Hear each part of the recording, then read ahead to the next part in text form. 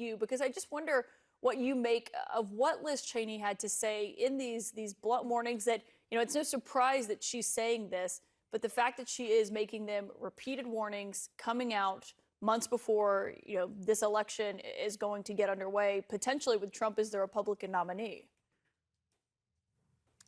Well, I think the criticisms she makes of Trump are exactly correct. I don't think there's any doubt that that if he were the nominee and elected president, he would cause serious damage to the country. But I don't think it's existential, and I think it's important for voters to understand what the nature of the problem is and what the remedy needs to be. I think if you overstate the problem, you're inviting the wrong kind of response from the other side, and understating the problem is just as serious. I think Trump's election to a second term would mean constitutional crisis on a daily basis. But I have faith in our constitutional structures.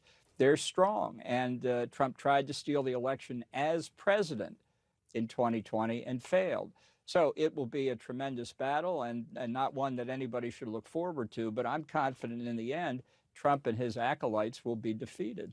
That's really interesting there, saying, that you don't believe people should understate it, but you also don't think that they should overstate it. Liz Cheney, in this interview, seemed to address people who think that she's being alarmist with these warnings. I want viewers who missed that part of the interview to listen to what she told Anderson. I think it's naive and a real misreading of what we've lived through to think that we can count on the guardrails that we have in place.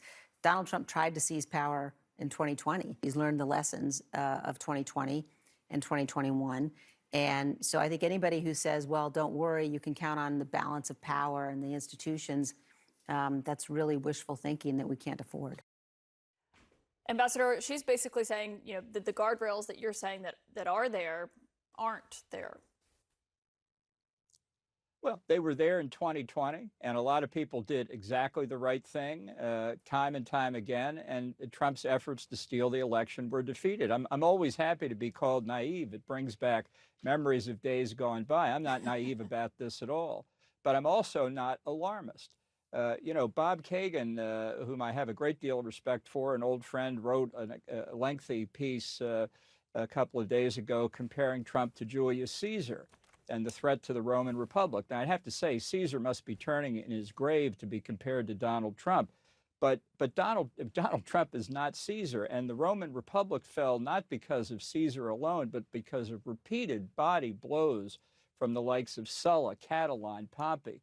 And its own structures were not even comparable to ours. So I just think you've got to get a grip on this historically. Be ready for the fight if Trump's elected, but not put it in terms that confuse people or actually make it harder to mobilize opposition to Trump when the need arises. Well, so what are the guardrails that you think would be there if Trump did try to repeat his actions? Is it the Supreme Court? Is it Congress? Because, the Supreme Court, he picked three of the justices that are on that court. They now lean in a strongly conservative favor.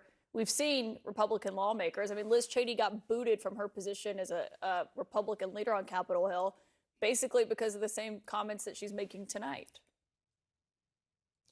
Well, I don't think anybody who knows the 6 Republican justices nominated by Republican presidents on the Supreme Court really believe that any of them are going to do Trump's bidding. I am worried about some lower court judges, but by and large, I think the judiciary will hold. I think Congress, it depends. It depends on who gets elected in some key races. I think too many Republicans in the House in particular have been supine in facing Trump. I hope that changes. But even within the executive branch, people have to understand Trump can't just snap his fingers and expect things to happen. And I think one of the constitutional crises we're going to see is when he tells appointees, even his own appointees, to do things that are illegal, unconstitutional. How many of them resign, and then how many of the career people in the Justice Department and the military start resigning below him? This is the kind of thing that I think will cause enormous turmoil in the country, but it's part of the process of keeping Trump under control.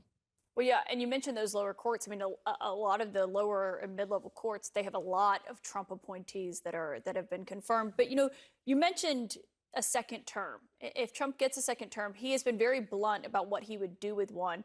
He will do with that. He's talked about using the Justice Department to go after his political opponents. But do you think when he says those, which would typically be the quiet part out loud, do you think that people are listening to that it's breaking through to Republican voters what he plans to do with the second term? Well, I don't think it's breaking through enough. We'll see in the third debate tomorrow. I mean, I think the opponents to Trump, by and large, have committed the same mistakes other candidates did in 2016. They're attacking each other instead of attacking Trump. Chris Christie, Asa Hutchinson have attacked Trump. More need to do it to show he's not fit. Look, I'm perfectly well aware of what Trump can try and do with the Justice Department. He tried to do it to me with respect to my book in 2020. And his political appointees at the top of the Justice Department did the bidding of the White House in trying to suppress publication of the book. The real question is because others have learned as well. Certainly Trump has learned from his experience, but others have learned as well how he will try to manipulate the Justice Department.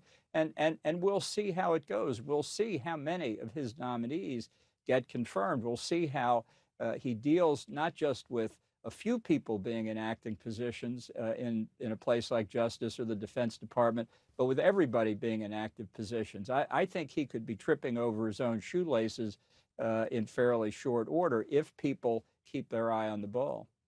Yeah, it's a big we'll see. Ambassador John Bolton, as always, thank you for your time tonight. Thank you.